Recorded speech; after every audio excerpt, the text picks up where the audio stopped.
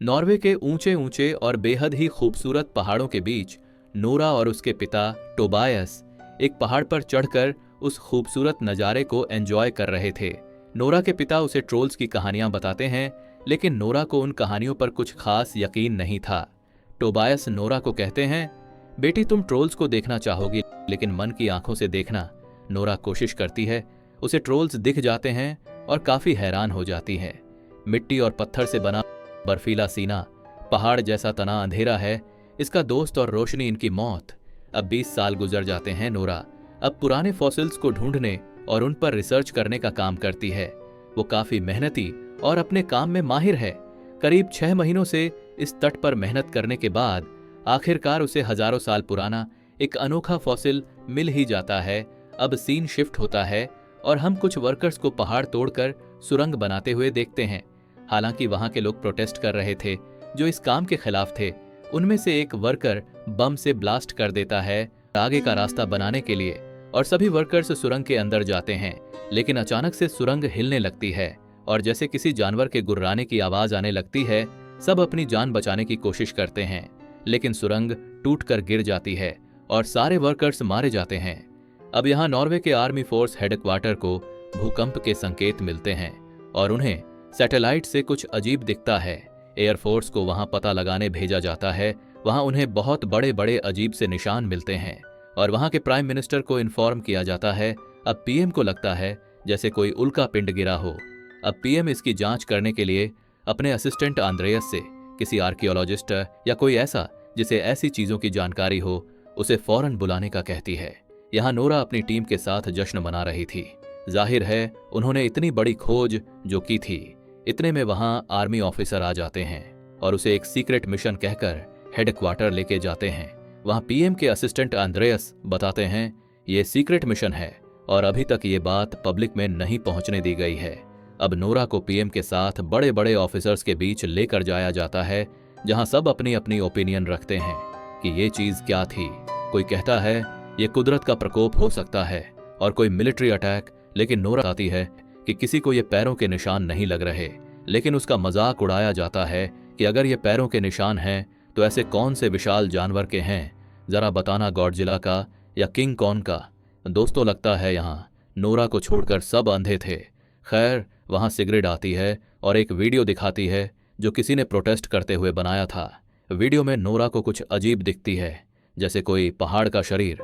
Hulk के चाचा तो नहीं आ गए। अब यहाँ एक घर में बूढ़े कपल्स आराम से चाय पी रहे थे, लेकिन महिला को अजीब आवाजें सुनाई देती हैं और अचानक से पूरा घर हिलने लगता है। दोनों बचने के लिए बेसमेंट में चले जाते हैं। सब कुछ शांत होने के बाद वे बाहर आते हैं, लेकिन उनका घर आधा टूट चुका था, जैसे किसी ने कुचल दिया हो। अब थोड़ी देर बाद नोरा और आंद्रेयस उस जगह आते हैं जहां पहले से ही सोल्जर्स मौजूद थे, और वहां कैप्टन क्रिस उन्हें बताते हैं कि कुछ था जो एक तरफ से आया और दूसरी तरफ पहाड़ों में गायब हो गया। नोरा अब उन्हीं बूढ़े कपल्स से पूछताछ करती है। बुजुर्ग आदमी बताता है कि वहां बहुत अंधेरा हो गया था, जैसे किसी पहाड़ की परछाई, और महिला बताती है कि उसने बहुत अजीब आवाजें सुनी थीं, जैसे कोई रो रहा हो और बहुत दुखी हो। किसी को कुछ समझ नहीं आता है। तीनों उस बड़े पैर के निशान के पास आते हैं। वहां जमीन काफी अंदर तक धंस गई थी। वहां से और कुछ सबूत नहीं मिलता उन्हें।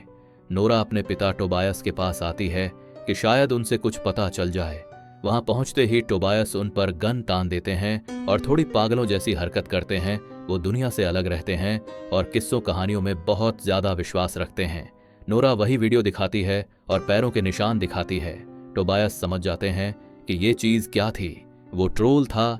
ट्रोल्स हजारों साल पहले नॉर्वे में खुलेआम घूमते थे, लेकिन क्रिश्चियनाइजेशन के बाद कुछ ऐसा हुआ कि ट्रोल्स गायब हो गए। अब गवर्नमेंट ने उनका क्या किया ये सब टोबायस जानते थे, इसलिए उन्हें पागल करार कर दिया गया और कुछ साल उन्हें पागल खाने में काटने पड़े थे। इसलिए वो कभी कभी ऐसी हरकतें करते हैं। नोरा को अभी भी ट्रोल्स पर विश्वास नहीं हो रहा था। अब बिना वक्त गवाए सब निकल जाते हैं। वही जहां से पैरों के निशान गायब हो गए थे, वहां वे सबूत ढूंढने लगते हैं। अचानक से बादल छाने लगते हैं और पीछे से ट्रोल आ जाता है। सब हैरान हो जाते हैं। ट्रोल उठता है। सब हेलीकॉप्टर की तरफ भागने लगते हैं और उस पर सवार होकर हेडक्वार्टर को लाइव दिखाते हैं। अब वहां भी सब बहुत हैरान हो जाते ही और सब डर जाते हैं। अब नोरा अपने पिता को हेडक्वार्टर लाती है। वहां भी वो वही ट्रोल्स की कहानियां सुनाते हैं और बताते हैं वो हमें नुकसान नहीं पहुंचाना चाहता, वो तो बहुत मासूम है। लेकिन कोई उनकी नहीं सुनता। इसी बात पर टोबायस भड़क जाते हैं और उन्हें बाहर निकाल दिया जाता है। यहाँ नोरा टोबायस को ब्लेम करने लगती है और समझाने लगती है, आपकी कहानियों जैसा कुछ नहीं होता। ट्रोल सूरज की रोशनी में पत्थर बन जाते हैं और क्रिश्चियंस का खून सूंघ लेते हैं। क्या बकवास है। अब सब सोल्जर्स के साथ ट्रोल को ढूंढने निकल जाते हैं, क्योंकि हेडक्वार्टर से ऑन ऑर्डर आया था कि ट्रोल को खत्म कर दिया जाए, उससे पहले वो हमें खत्म कर दे। वो उसी जंगल में उसका इंतजार करते हैं। थोड़ी देर बाद जमीन हिलने लगती है। सबको पता चल जाता है कि ट्रोल आ रहा है। अब क्योंकि वो ट्रोल उन्हें सूंघ सकता था, इसलिए वो उनकी तरफ बढ़ने लगता है। सोल्जर्स उस पर हमला करते हैं, लेकिन उस पर कुछ खास असर नहीं पड़ता। उसे इन हथियारों से हराना मुश्किल था, इसलिए सब जंगल की तरफ भागने लगते हैं और नोरा की टीम एक पेड़ के पीछे छुप जाते हैं। लेकिन वो उन्हें स्मेल कर लेता है और एक सोल्जर को उठाकर खा लेता है। वो बहुत गुस्से में था। टोबायस उसे शांत करने जाता है और बड़ी ही मासूमियत से किसी बच्चे की तरह उसकी बात मानने लगता है। लेकिन एक सोल्जर पीछे से उस पर गोली चलाने लगता है, इसलिए ट्रोल को गुस्सा आ जाता है और टोबायस को जोर से हिट कर देता है। वो बहुत जख्मी हो जाते हैं और नोरा कुछ बताने की कोशिश करती है। राजा, घर, रॉयल पैलेस और भरोसा इतना बोलकर वो दम तोड़ देते हैं। नोरा उन्हें उठाने की कोशिश करती है और बहुत रोने लगती है। नोरा का टोबायस के सिवा इस दुनिया में कोई नहीं था। अब नोरा उसी ट्रोल को पहेली सुलझाते हुए सो जाती है। सुबह आंद्रेयस और क्रिस आते हैं और नोरा को बताते हैं कि गवर्नमेंट ने हवाई हमला करने का ऑर्डर दिया है। तभी आंद्रेयस की उस बुक में नजर पड़ती है। उसमें लिखा था कि ट्रोल तो दिन में आ ही नहीं सकता, क्योंकि वो सूरज की रोशनी में जलने लगते हैं। लेकिन हमने तो उसे दिन में देखा है और उन्हें घंटियों की आवाज से परेशानी होती थी। ये सब जाकर वो पीएम को बताते हैं और नोरा एक प्लान बनाती है। यहाँ ट्रोल साउथ ईस्ट की तरफ बढ़ रहा था। जहाँ एक पार्क था, वहां सब कुछ हिलने लगता है और ट्रोल पहुंच जाता है वहां। सारे लोग डर कर भागने लगते हैं। तभी वहां सोल्जर्स हेलीकॉप्टर से बहुत सारी बड़ी बड़ी घंटियां लेकर आ जाते हैं। घंटियों की आवाज से ट्रोल चिल्लाने लगता है, क्योंकि उसे तकलीफ हो रही थी। वो गुस्से में सारे हेलीकॉप्टर्स तोड़ने लगता है। उनमें से एक हेलीकॉप्टर एक बच्ची पर गिरने वाला था, लेकिन ट्रोल बचा लेता है। इससे नोरा को समझ आता है कि वो हमें नुकसान नहीं पहुंचाना चाहता। ट्रोल वहां से चला जाता है और अब सारी मीडिया में ये बात फैल जाती है और पूरे शहर को पता चल जाता है। अब नोरा कुछ कर नहीं पाती, इसलिए पीएम उसे वापस भेज देती है और सारे ऑफिसर्स ट्रोल को मिसाइल्स से मारने का प्लान बनाते हैं। आंद्रेयस इस बात से सहमत नहीं था, इसलिए पीएम उसे बाहर जाने का कहती है। आंद्रेयस को अच्छा नहीं लगता और वहां से चला जाता है और नोरा के पास आकर बताता है कि यह शहर खाली किया जा रहा है ट्रोल को मिसाइल्स से खत्म करने के लिए। अब नोरा को अपने पिता की बात याद आती है और रॉयल पैलेस जाने का फैसला करती है। दोनों रॉयल पैलेस पहुंचते हैं और वहां के हेड नोरा को पहचान लेते हैं कि वो टोबायस की बेटी थी और उन्हें पैलेस में बेसमेंट के रास्ते एक सुरंग में लेकर जाते हैं, जहां बहुत सारे ट्रोल्स के कंकाल थे। पैलेस की जगह पर पहले उनका घर था। अब सारे ट्रोल्स को मार दिया गया था ताकि इंसान सुकून से जी सके। उनमें से बस एक ट्रोल को बख्श दिया गया था और उसे पहाड़ों में कैद कर दिया गया था। नोरा को अब समझ आ रहा था कि ट्रोल शहर की तरफ क्यों बढ़ रहा है। वो अपने घर वापस आना चाहता था। नोरा टॉर्च से उन कंकालों को देखने लगती है, लेकिन टॉर्च की रोशनी से कंकाल जलने लग जाते हैं। तब नोरा को याद आती है अपने पिता की ट्रोल्स वाली कहानी। अंधेरा उसका दोस्त है और रोशनी उसकी दुश्मन आंद्रेयस कहता है। कैसे? लेकिन हमने तो उसे दिन में देखा था। नोरा बताती है, हमने दिन में देखा था, लेकिन सूरज की रोशनी में नहीं। उस दिन बादल छाए हुए थे। अब नोरा को एक आइडिया आता है। वो क्रिस को फोन करती है और मदद मांगती है और ट्रोल को किसी तरह शहर से बाहर ले जाने का प्लान करती है।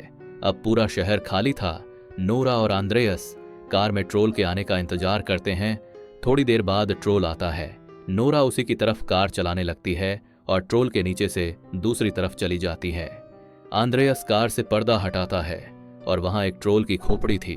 अब ट्रोल देख लेता है और उनका पीछा करने लगता है। आगे जाकर वो खोपड़ी गिर जाती है और ट्रोल उसे उठा लेता है और बहुत दुखी हो जाता है।